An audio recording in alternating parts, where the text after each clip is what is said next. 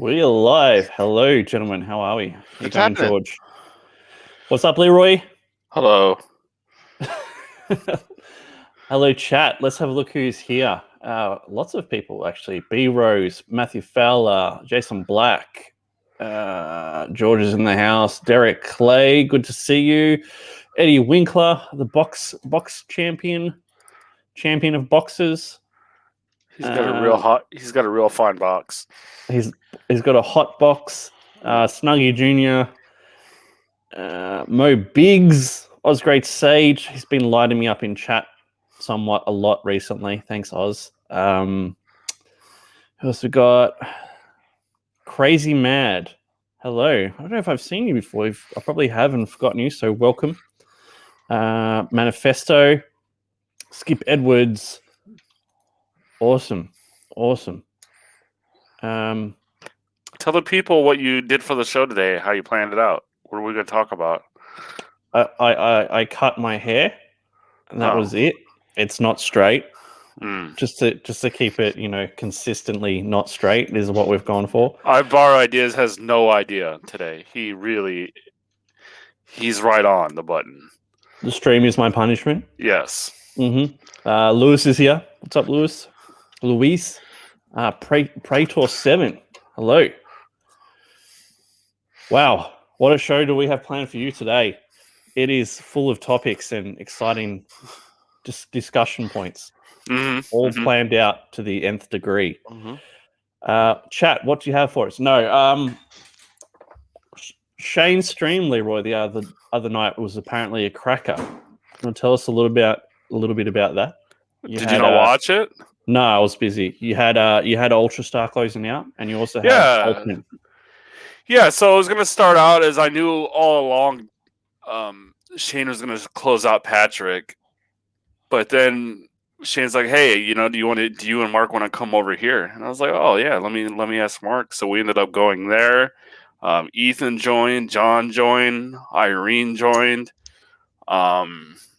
Yeah, it ended up being like 9 or 10 people on the panel. It was one of those rare times where you had all those people on the panel and it still ended up being really good. Now, I did advise George not to watch it because he reached out and asked me. But to tell George, we watch midget boxing, George. So that's why I said you probably don't want to watch it. I asked because I'd watched one prior, and by the time I was going to watch the Shane stream, my wife and kids were up. I was like, so I'm going to watch it. If my wife and kids walk by, is it okay? And he said, no, don't watch it. Yeah. Well, Irene was there, and how Shane gets. I don't have to talk about it. And was it good just because people were there, or was Shane running it really well? What? Yeah, so PTP closed out pretty good. Mark Polton ended up getting like 25 to 30 backers. Irene's book got funded. Shane even picked up a few backers. The dynamics between the panel was really good, I thought. The interplay between everybody. Ethan was on point. So, yeah, it was just a good stream. Matter of fact, I didn't even talk. I rarely said anything. I just put my mic on mute and watched like I was like in the chat. Speaking of Mark Polton, another great launch on Bancrofts yesterday. Nearly 100 backers on that stream. 75, yeah. Yeah. Round up 100. Yeah. What backer number that's were you? That's 3/4 of 100, George. I don't know if you know that. You're still missing a whole 25% of that number. Pretty close. It's pretty close. I was backer number 2. I was backer number 1. Oh, wow. Yeah, and Leroy spent all day yesterday yelling at me about it. I've never gotten back to I don't really. I don't really care.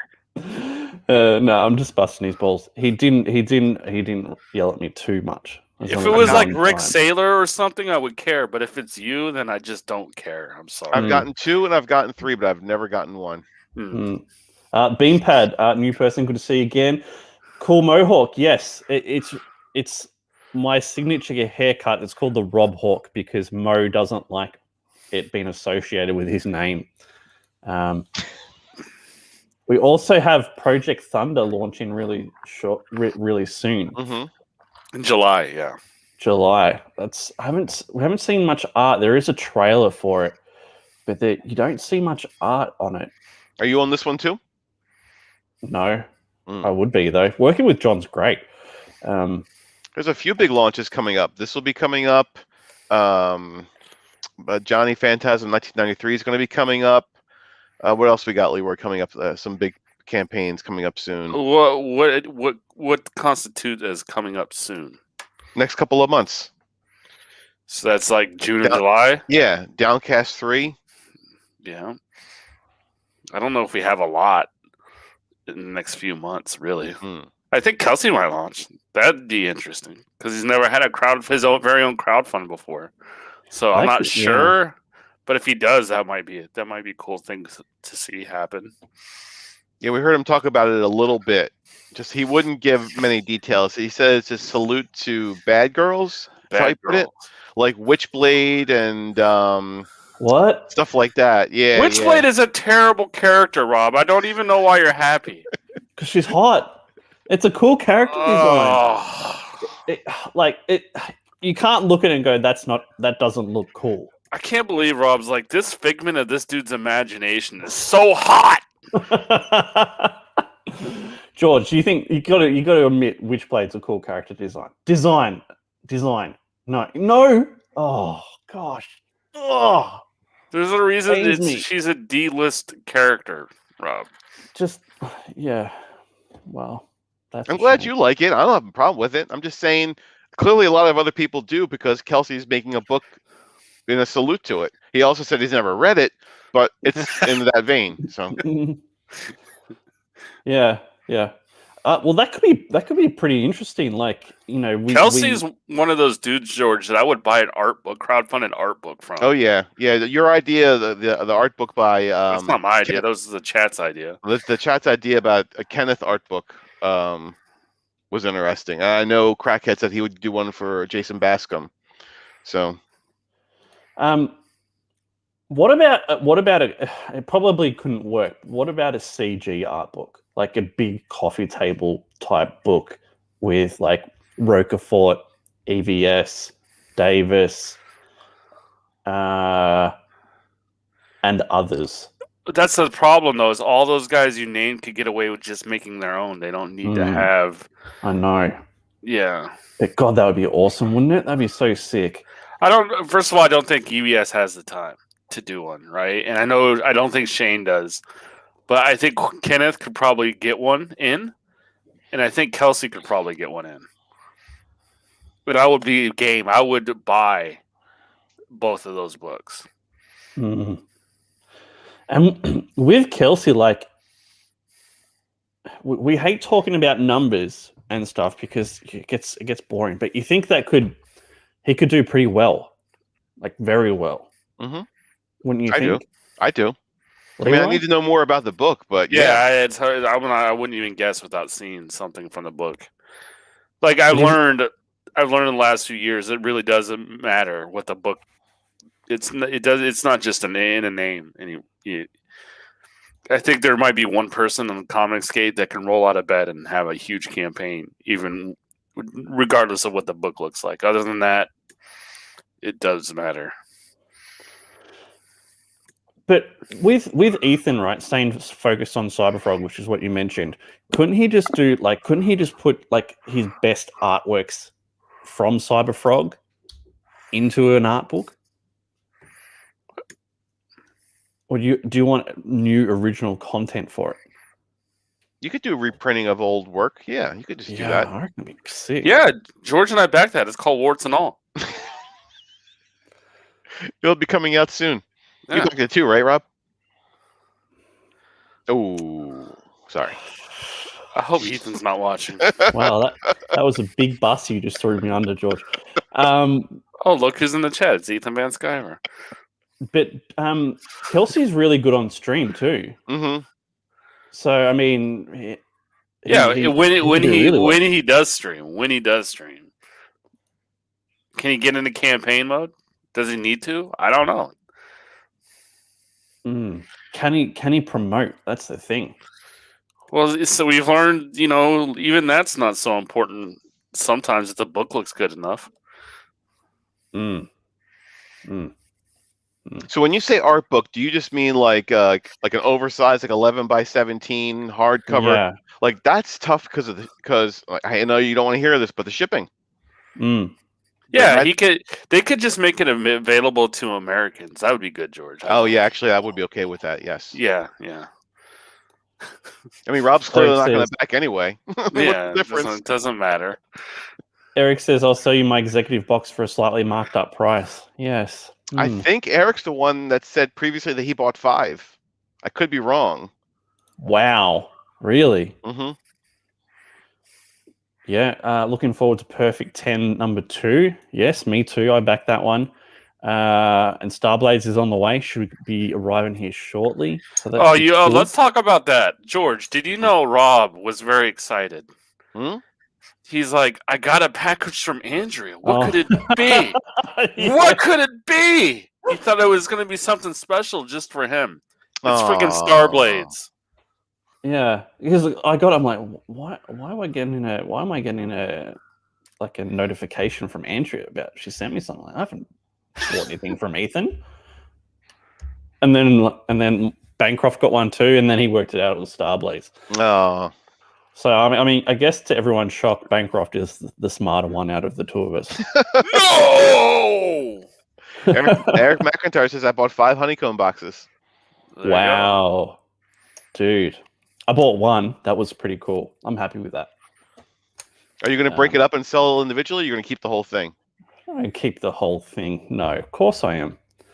I'm going to put it on my bookshelf, and it will stay there, looking sexy.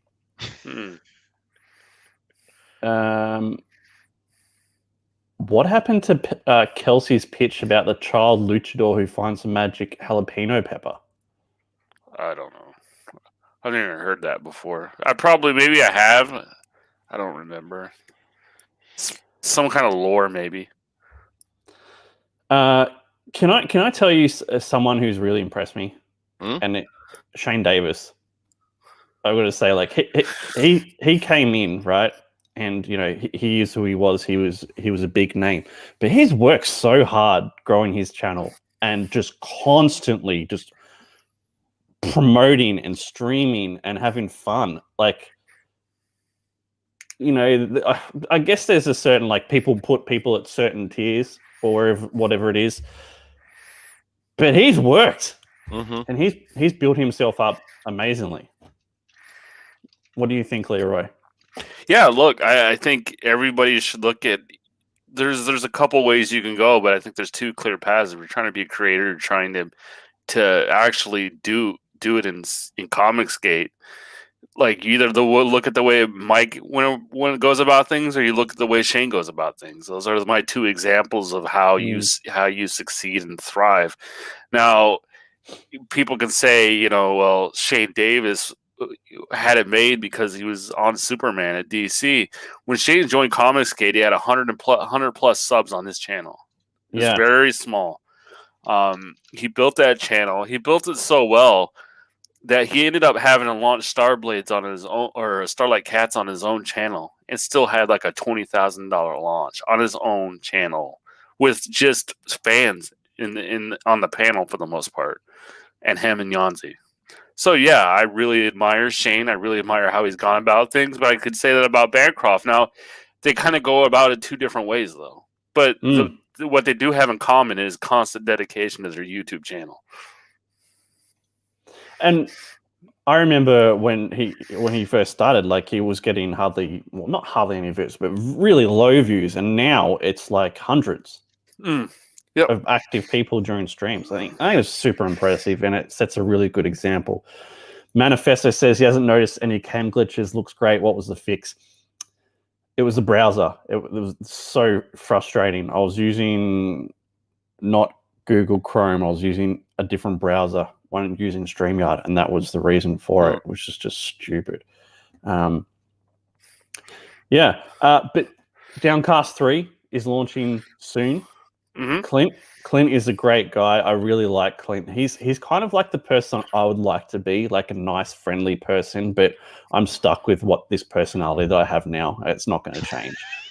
Once again, the Clint shows what dedication to your YouTube channel will do. He's doing he's one of those guys doing that as well. Like He's doing it differently too, though, to both Shane and Michael. Really, oh, well, Shane's kind of doing it similar, but he's doing more of like the dedicated videos as opposed to the streams. yeah, and I would say the great thing about Clint is it shows you can be an upstanding member of our little corner comics over here, and not be. He's not really part of the I would say circus, and I mean that nicely. I don't mean it in a derogatory, but he's not really part of the shenanigans we get up to.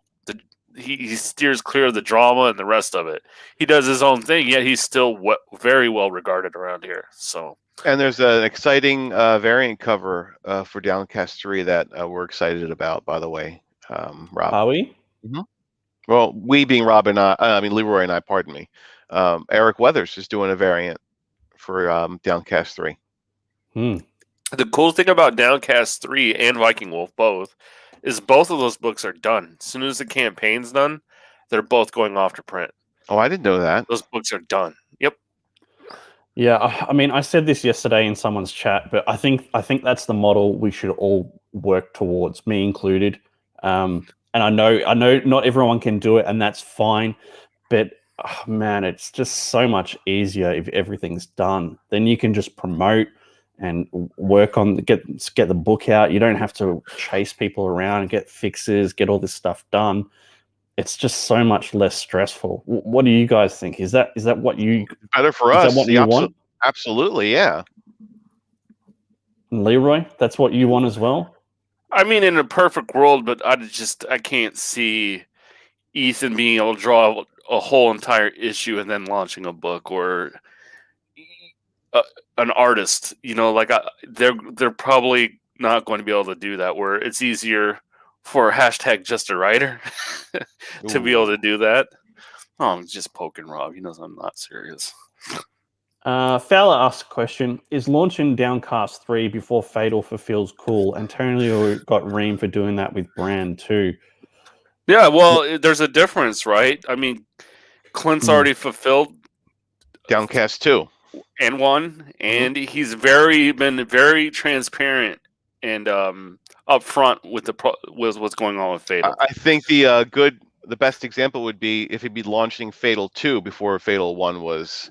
Yeah, then we would have an issue, right? Yeah, I'd agree. I think different IPs, different kind of circumstances, and he has fulfilled 2 books previously, so I think that's fine. But yeah, it's a good point. Viking Wolf does look badass. Camel Moon wants the link. I don't know why you'd want to come in here, Camel. Clint has multiple campaigns at field. Jim says, I could see it transitioning to web store launches. They'd still drive excitement with a counter and a live stream. I don't know how that would work. Yeah, like Antoine says, he's like, track record means a lot.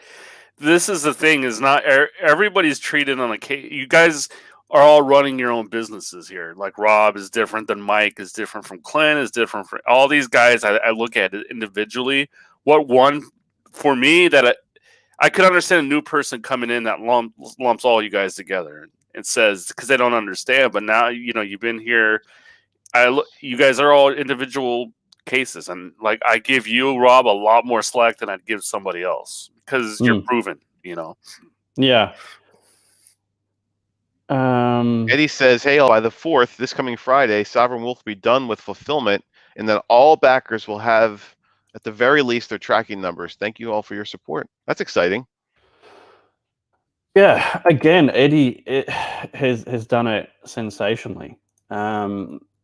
Again, not a lot of people could do it the way he did it because it required an incredible upfront investment. Like it's 100 pages. Over 100 pages that he's paid for, I assume, up front. But like, no, you don't have to assume he has. I know that he said it. I think he's knocked it out of the park. Like, first time creator, like first time Indiegogo person, first time Comic Skate launcher. has there been a better example, like from a new person, not from one like the big guys, but from a Yeah, new I would person? say there's lots of examples. A lot of you guys do well. Eddie is one of my favorite examples of thinking, and so is Michael Bancroft. He's one of my favorite examples too. And Eddie's even done like everybody could. Eddie's proven it. You could do it a little bit different. There's all these different paths that all these guys are taking. I think when you look at, Eddie's really good with people. He's really friendly. And he does it that way. Yeah, he's kind of like Clint, like in the same kind of. He's such a nice guy. You can't dislike Eddie. Snuggie Jr.'s asking when's Replicator 3 dropping? It's hard to say. We're going to be late. We were scheduled for June. June's probably unlikely to happen. There's been lots of fixes and edits and that kind of stuff. But I'll keep you updated as I always will. Like I'm very transparent with it. So hopefully as soon as possible. Antoine says 100 pages. Wow, that's a huge investment for an untested IP. Hats off, Winkler. Yeah, it's crazy, man. One of my favorite moments this year in the last year in Comicsgate, which just happened a couple months ago. I had Eddie on, and he had just got his book, and he was so happy. He just wanted to come on and stream and show it off, and just watching him just flip through the book and just see his face and how proud he was. It was great. I loved it. I always appreciate Eddie coming on and doing that with us because, I mean, this is a passion for him, and he was so thrilled to get this done. It's exciting for you though when you get even though you've done it before, like when you get that book from the printer, it's exciting when you first see it, right? I mean, when it's not smashed. It's the best moment. It's the best moment of the whole thing. Like I've said it before, you see it digitally all the time. You're looking at pages over and over again. It loses doesn't lose all its impact, but it loses a lot of its impact. But when you get it in your hands, it's like nothing else. It's like, holy shit, we did it. It's here. It's right. Does it look different to you too? Yeah, it looks way better. Right? I agree 100%. Way better. Mm-hmm. No, I mean we're praising Eddie for being good to the customer but the bottom line is this book looks good too, and it would have not have done near as well if it didn't look as good as it did. Yeah, it looks fantastic. It looks really great, and I think it's pretty incredible that it's a 100-page book. Like if I was recommending for someone to do like their first time, I'd recommend like a 20 to 30-page comic. Just get that done. But to do 100 pages first go, that's some big balls, man, and it's very impressive. Snuggie, you're gonna. The book better in neon. What's he referring to? I don't understand that. Dojo Kun's closing out soon as well. 5 days left, 104 backers. It's pretty good effort. Again, Brian has been around. He's been hitting the streams. He's been putting in work. So it's good to see him get funded, and nearly double funded. So that's really cool. So well done, Brian. Well done, man. I have some questions that George wrote to me a long time ago that I think we might go through now. I really don't remember them at all. Oh boy, we're scraping the bottom of the barrel now, aren't we? This was such an accomplishment, not only for me, but for my entire team. Most of them have never been published before, so I can't wait for them to get their comps. Come on, Rob. Do you send comps to your creative team? You make them pay. I like it. Just don't send it to them. I probably will now. You better send Eric comps. I'm just saying. Like he knows who doesn't. He has a naughty list and a nice list. Oh, does he really? No, he keeps track of it. Oh no, that would have been more funny if it was true. Yeah, no. Antoine says, and I do agree with you, Antoine. Rob, I think the sweet spot is 48 pages. 20-page book with shipping hardly seems worth the bother. Yeah, I totally agree. the only reason I'd say less is just to get one done. But I hear what you're saying because that's why. That's what we do in CG 48-page books. How many 48 pages books have you put out, Rob? Somewhere between 0 and 1. Can't figure it out. I borrow ID says that, and you wonder why Rob can't hold on to an artist.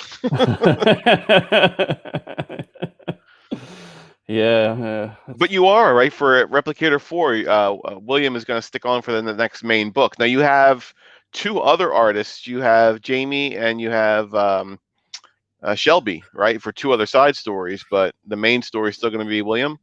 Yeah. Should I show that page? What do you think? Yes or no? Well, now you brought it up. You got to show it. Okay. I know. I can't do a Leroy, can I? So I'll read the question, then I'll find the page. Do you consider yourself a comic book collector or reader or both? Rob would consider himself none of those. How about you, Lear? What do you consider yourself? A reader. Yeah, that's what I am as well. So I'll read everything I get, but I don't keep everything I get. Yep. A lot of times I'll try and sell it on eBay or give it away to friends or trades, or sometimes if I can't do any of those things, I might just dispose of it. I only keep a very small selection of the things that I get. I would say about 10% of the stuff I read do I actually keep. 10%? That's pretty brutal. How about you, Leroy? Replicator 1 went to the recycle bin. Oh, no, it did not. I don't believe you. I just have to leave for a moment. It's totally unrelated to what Leroy just said. Eddie says, don't joke it. Oh, Eddie says, wait, Shelby's doing some Replicator stuff? Sweet. Yeah. I like that I don't have a pull list anymore, and I've been doing trades that I want. Like, it's just, I should have done this a long time ago, George. Yeah. Well, I borrow ideas says when the side story's art looks better than the main story. Well, you're entitled to have your opinion. I wonder if Rob's heard that before. I don't know. So this is one of the pages from Ricardo. Fantastic artist. Like, look at that detail. He reminds me of Kanan. I know that that word gets thrown around, but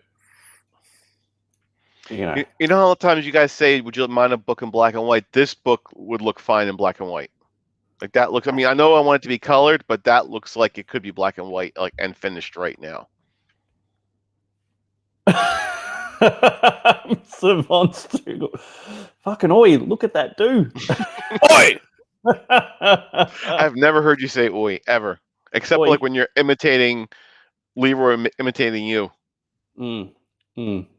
Yes. That's my great thought is like every Australian wakes up. As soon as they wake up, the first thing they do is say "oi." Have you ever thrown a boomerang? No, I haven't. See, it's not real. All the stuff you see on TV. That's a lie. He just said he didn't. I don't believe it. You've seen kangaroos, though. Yeah, we have kangaroos at the front of our house, like all the time. Okay. All the time. The kangaroos are like a plague here, George. We need you to come fix them up. Manifesto says, well, Fowler's going off in chat. This looks fantastic. This looks great. What are you bitching and whining again, Rob? What? Me? I'm not. Okay. All right. Wow. If George was a hero, he would use boomerangs. I've never thrown a boomerang. I've never even seen a boomerang. You've never seen a boomerang? Not in real life. Like I've seen a cartoon or something, but I've never in real life. You never seen? What about those styrofoam or plastic ones they have at like laying around at the stores? No. Nope. George, the other question: what percentage of the comics do you buy? Do you keep? And what about you, chat? Do you consider yourself a comic book collector or reader or both? How about you, Leroy? You already said 10%. I know, but I'm asking you. You buy a book, you don't I'm like a it. little Are you keeping higher. I don't buy as many books as you do, or we all know that. So, Mhm. I mean, I have boxes and boxes, but it's still. I mean, if you would have kept all the books you collected, that whole basement you stream out of would be full of long boxes. Oh yeah, Yeah, I'm not I've that probably way. read about 25,000 books. Yeah. Are there any books you've read more than twice? Me, yes, several. How about you, Leroy? I heard you talking about this actually earlier today. No, yeah, I read a lot of books twice. If I like the book, it usually means. Look, I read books probably a little differently. I like to flip through it first and look at the art. Art's a little more important to me than it is George, and we've had that, and I'm fine. It's fine, but Mhm. then I'll read it, and then I'll put it down, and then if I like it, I usually I won't put it in a box. I'll just I have a bookshelf that I keep all the books I like in, really like, and I'll grab it again and I'll read it again later on down the road. I've already read Death Can Save Us like twice, Mhm. and I'll read it 3 times by itself when it's all Yep. said and done. Yeah, I'm the same way. If I read it once and I enjoy it, I'll wonder like, was I in a good mood? Was like something particularly good happening? So I'll put it down. I'll come back to it later, and if I read it again and still enjoy it, that's when I decide to keep it. What about you, Rob? Can you answer any of these? Like, It's a tough one for me. I don't read as much as I would like. I find that I get caught up in the creation side of things too much to actually sit down and read it. But yeah, I'm probably more a collector than a reader these days. I definitely read a lot when I was a kid, but it was like I said, it's Judge Dredd and the Phantom. So oof. yeah, and you tried some Judge Dredd recently, didn't you, George? And it It didn't go well. didn't go well. So yeah. But yeah, what have I read? I've read the Judge Dredd series over and over and over again. Call Me Kenneth, League of Fatties. What is that? Is that like famous stories from it? Yeah, like some of the stories I remember the most, like the League of Fatties are like a group of fat people that are so fat they had like wheels on their stomachs so they could move around, and they ate people, and well, they ate everything. So yeah, most comic shops in California didn't carry either of those. Yeah, the ones that we saw of Phantom or Judge Dredd were the ones when DC had the license. So I think DC put out like a 4-issue Phantom miniseries of their own, and then they had some Judge Dredd stuff when it crossed over with Batman. But as far as the stuff that you're talking about, like the Fleetway books and stuff, I never read any. I never even saw those in stores when I was growing up. Do you want to read that one, George? Rob is such a collector. He's even hoarded a couple extra chromosomes. Yeah, and Shelby's putting out killer work. I know Rick shared his original art that he bought that everyone is very jealous of. I can't wait for him to start working on some Replicator stuff. Oh, nice. Yeah, man, it's going to be great. Murph's here. Hail chat, inking all day and dropped in to listen. Mignola drew a 4-issue mini way back of Phantom or of Judge Dredd. I don't remember either one of those. Him drawing that. I could be wrong, but I don't remember it.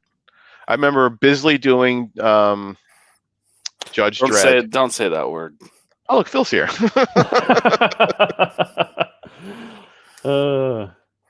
Yes. That is all the questions George had. Wow. What about you, chat? What questions do you have for us today? While we sit here thinking about life. So what would you say, like, in your collection? Like, you have like 50 books, 100 books, 2,000? Like, what would you say you have? Probably 200. Okay. Yeah. How many of those are crowdfunded books? Probably half. Oh, wow. Yeah. You got to remember, like I started back in books before you guys did. Back on Kickstarter. My first Kickstarter backed book was a book called Prospects. When was that? 2015. I think Oh, yeah, that was says he before has me. 8,000. He doesn't mess around. Shelby says it was Phantom Stranger, not the Phantom. It was his mistake. Yeah, that's what I figured. That's fine. Yes. Yeah, I didn't know about Kickstarter or Indiegogo till like probably 2018, I think. The first time I heard the words, I didn't know what it meant. Like someone said, "Oh, my book is in demand on Indiegogo," and if you don't know what that means, you have no idea what's going on. People are saying those words to you. I don't even know how you'd have room to store 9,000 comics. That's like, let alone own them. I don't think I could fit 9,000 comics in my house. Maybe Eddie's gonna open a comic shop one day. Maybe. That was my dream when I was a kid. That's what I wanted to do. That's the least surprising thing you've ever said to me, George. That's what I was gonna do. There's still time, George. No, those days are over. You could do it for retirement. Just have something to do. You don't even need to make money. You just need to break even. It's too much work. This was the first. This is the book you backed? Yeah, this was the first comic I ever backed. This one. It looks really funny, actually.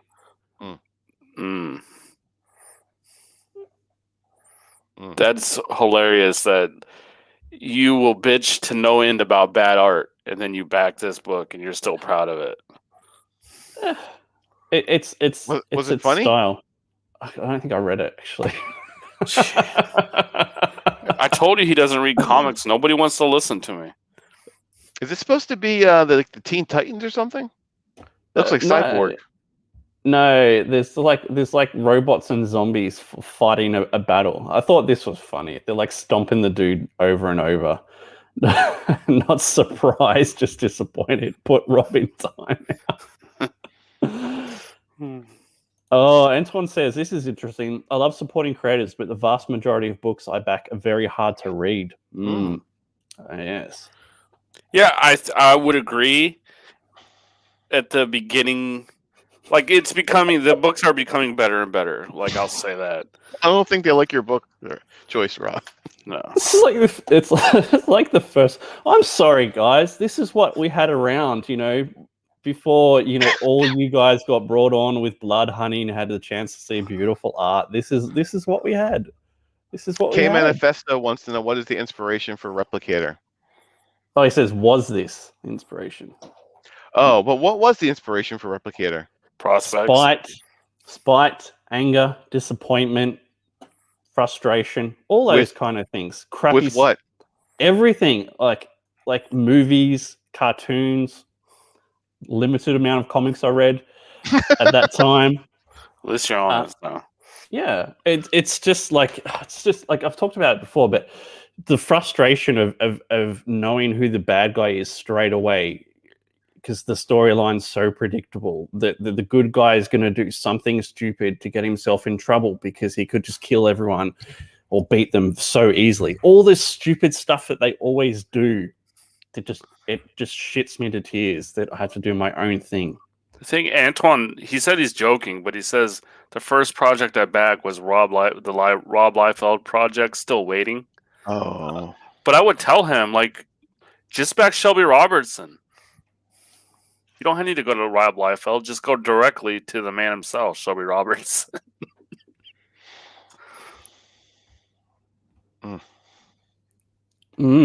Interesting. Yeah. So when you went... Go, George. Go ahead. No, Rob, you clearly had access to the internet if you backed that book, Order Good Comics. So you had this idea, you were frustrated and angry, and you wanted to make your own book. Had you talked about making comics prior to then? No, I mean, I made a comic in my teens. I've showed you this before, haven't I, George? The Invisible Archer guy. It was incredible. So well done. I mean, any day EVS could just buy the rights to that. It was that good. And yeah, since then, no, like I got sucked into that 9-to-5 trap that, they tell you need to do, and never really followed my dreams until I was older. And, that is what it is. So I don't understand how you can have a dream of making a comic book when you don't really read them. That's still confusing. Yeah. That confuses me too, actually. I read. Well, I joke, but I read a lot of Judge Dredd and a lot of the Phantom. So comics, like I probably read Judge Dredd and Phantom from like all my teenage years. So that was it was instilled in me then. Gotcha. At least even it's not though- X-Men. At least there's that, George. Antoine says, I have 2 completed comics that I've never had the courage to launch on Kickstarter or IJG. You should, man. You've got nothing to lose. Making a comic wasn't Rob's original dream, but eventually he gave up on becoming a warthog. That's pretty good because I could see you being like a warthog. Yes, the Purple Phantom. That's Bancroft tells all these lies that we had access to all these wonderful comics here, but we had Phantom and Judge Dredd. Yeah, how come Bancroft was reading Spider-Man and everyone else reads the Phantom? Oh joy! Here we go. Bancroft lived in a rich neighborhood. I was in the poor house. Oh, is that what it was? That's it. White privilege now gives you access to Spider-Man now, George. If you didn't know. Why the haircut? So it all started in lockdown. We were in Melbourne, Victoria. We were in lockdown for so long. I can't even remember how long it was. And we couldn't go out and get haircuts. So I thought, why not just do it myself? And that's how the mohawk happened. Came in and says which Spider-Man? It was the Peter Parker stuff. He liked the stuff from the 80s and 90s. Why is that cat pooping on your floor, George?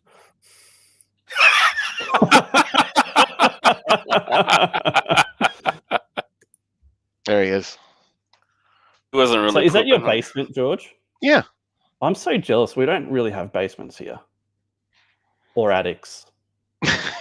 Or What, civilization, apparently. Is it just one floor? Everything's like a rancher out there?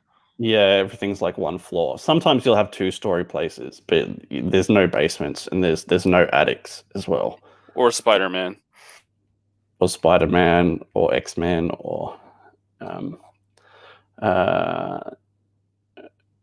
Osgrade says Flash Gordon and Mandrake the Magician. There was a cartoon like the Defenders of the Earth.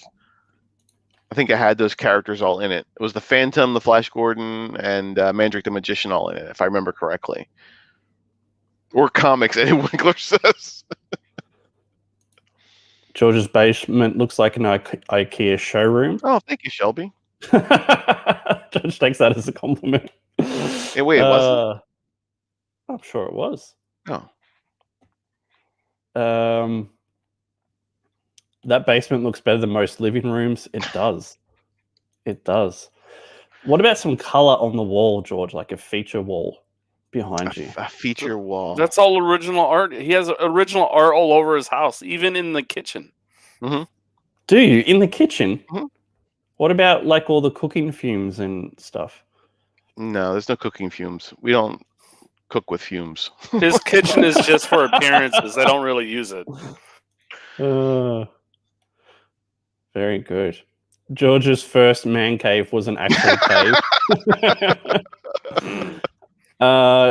Where's that? Where's the crooked? Hang on. Where's the haircut? Is Rob's head crooked or the mohawk? Both. Both are crooked. But yeah, it's quite crooked. It's not great. It doesn't. It looks fine. Well, I mean, I It's just good for free. assume your mohawk is crooked because you just took your helmet off from being outside. So Your helmet? yeah, his wife makes him wear a helmet when he goes outside. Wear a helmet. Yeah.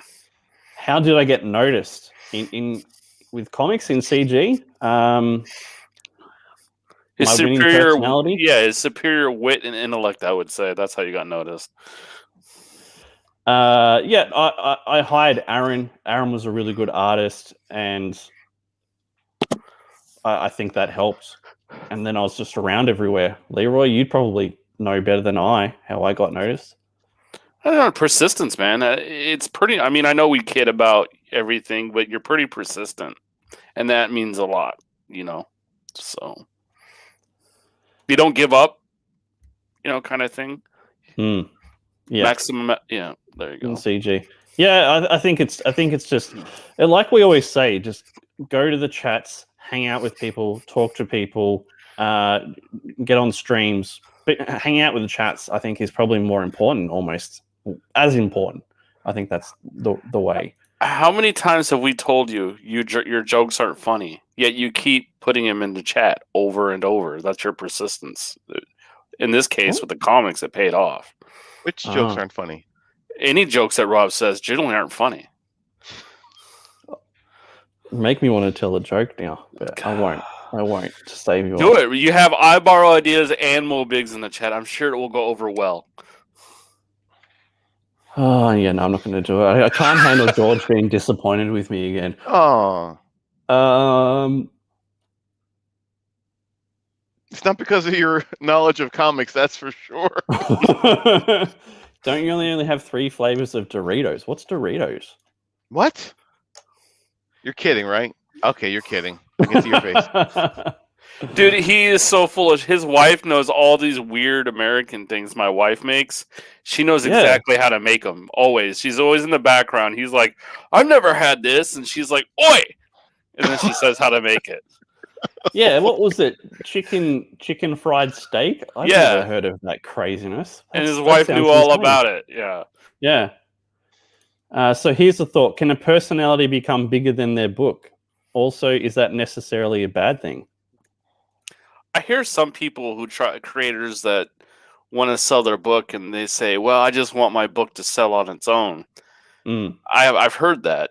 And I understand that to a point. But I don't see a problem with endearing yourself to your customers and selling a book that way either. I don't see a problem either way. What do you think, George?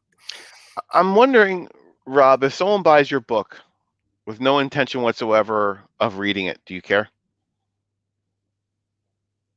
Like, someone's going to back your book and be like, I like your show. I'm going to back his book. I'm never going to read it.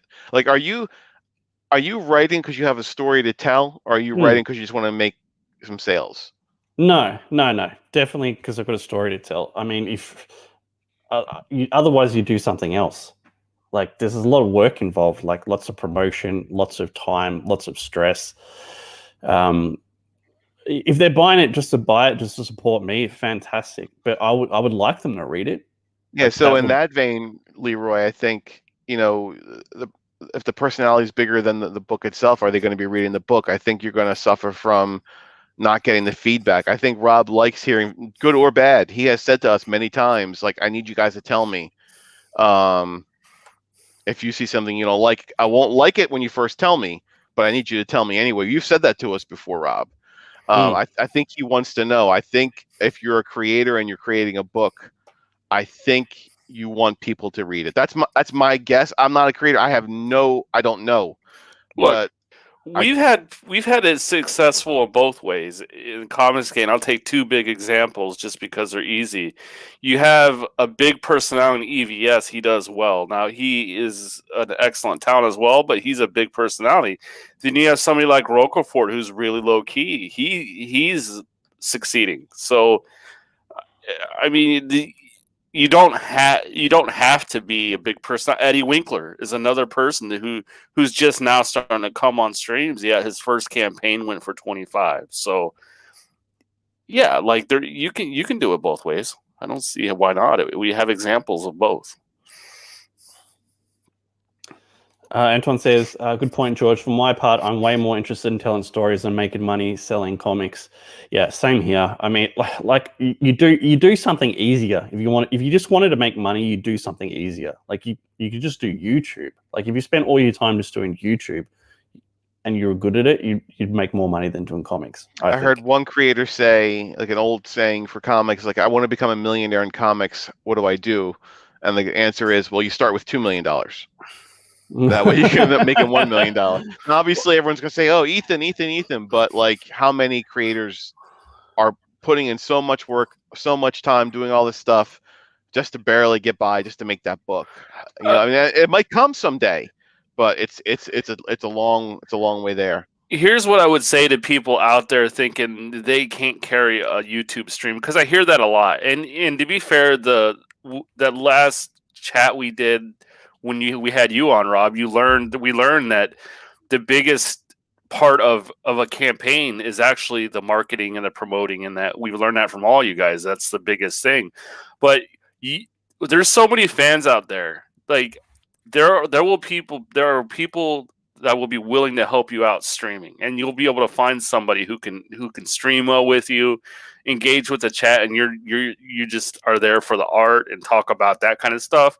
Like I would say, cultivate your fans and really reach out to them and see if they'd be willing to help you out, because that's what's great about what goes on here is it's so interactive that you can rely on fans to do that. Like absolutely. In CG, yeah, for sure. It's like, you know, I talk about Kickstarter days. It is night and day different compared to that. Like everyone was out for themselves in Kickstarter. It's CG, everyone's out to help you, you know, and by helping you, they help themselves, and the circle continues, and everyone gets better and does better. There's just people out here like Rick Saylor, like that just want to help. Period. They don't help in themselves. I don't get anything from doing this, but I really get.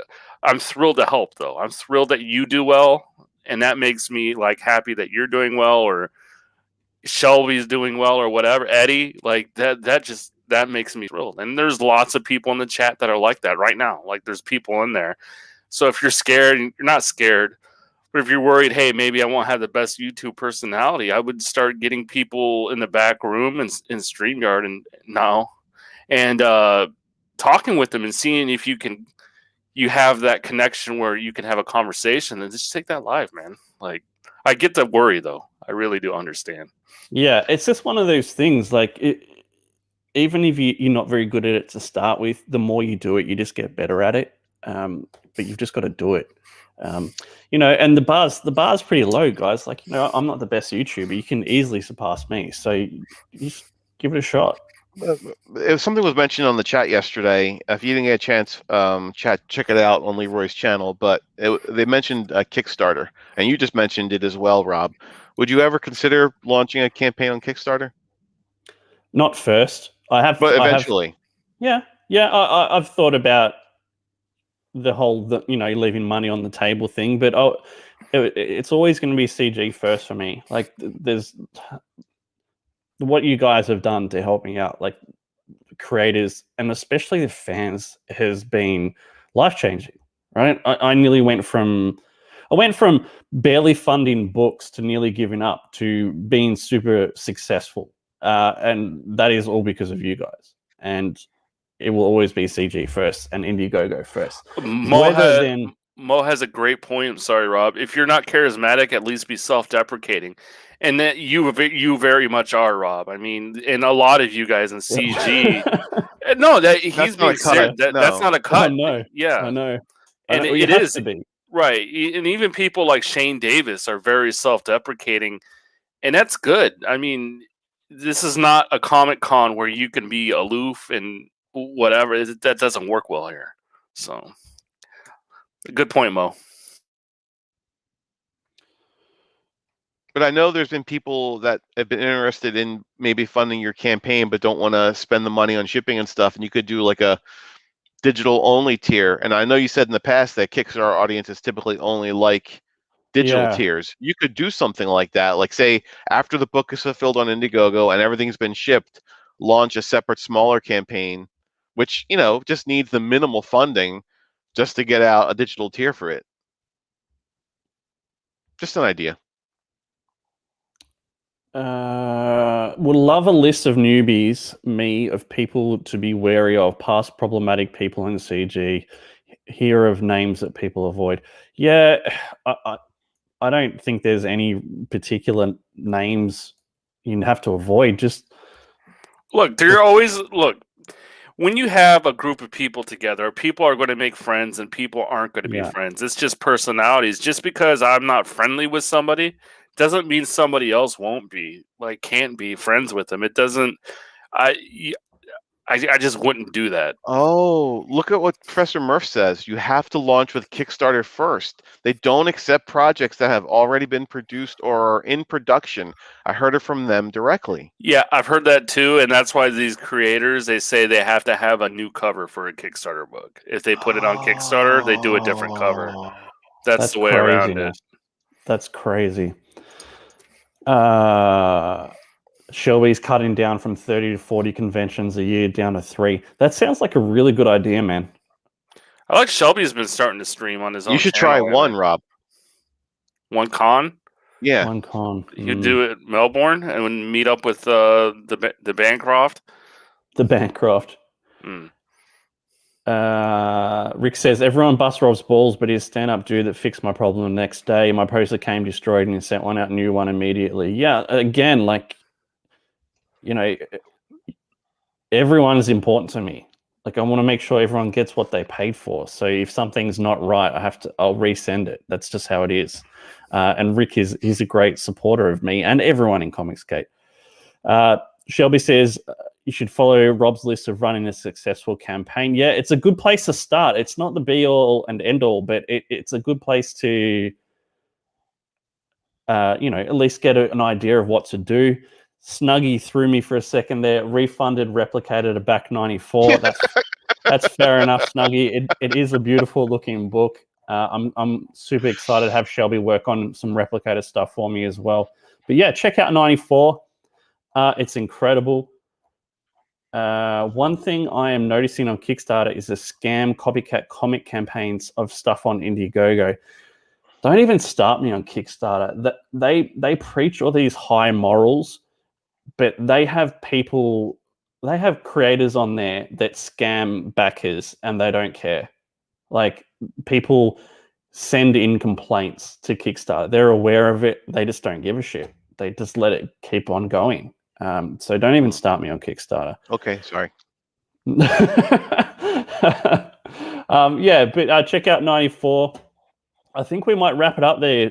Chat, thank you so much for getting us through another great stream. If you have any other questions before we go, let us know. George, Leroy, do you have any final words? If you get a chance, chat, check out the Splintering. I had a crowdfunding review of a book, my first ever book that I gave an A+ to for book quality and content. The final days of Monochrome May, so everything black and white will end tomorrow. There's also a salute to Herb Trimpe. His birthday was May 26th. So I try to remember folks on their birthday.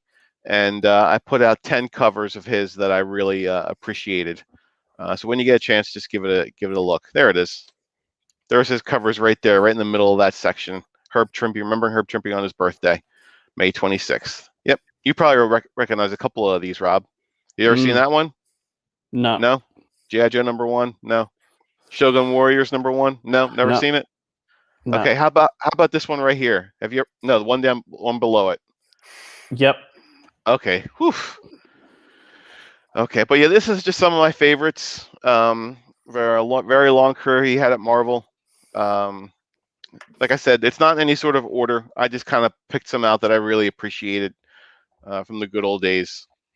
So that's it. Hit like, right, everyone. Yeah, hit like, subscribe. Links are in the description. You have the Splintering, you have George's, you have Leroy's channel, you have the Barton Bros, you have the Lucent, you have Replicator. So go check out something. Go back something. It doesn't have to be the Replicator, but go back something. And Rick really wants to get Rage Tality's Warden not 25k. Is there a stretch goal at 25k, Rick? Is that what we need to get it there for? Maybe Shelby will cover a Foo Fighters song live on stream with the play guitar. Ooh. That would be awesome. That would be awesome. Leroy, any final words? I like pizza. We had homemade pizza for dinner. What'd you have? My one daughter made just pepperoni, and my wife made ricotta and broccolini pizza. Okay, I'll let that go. Why the timeout?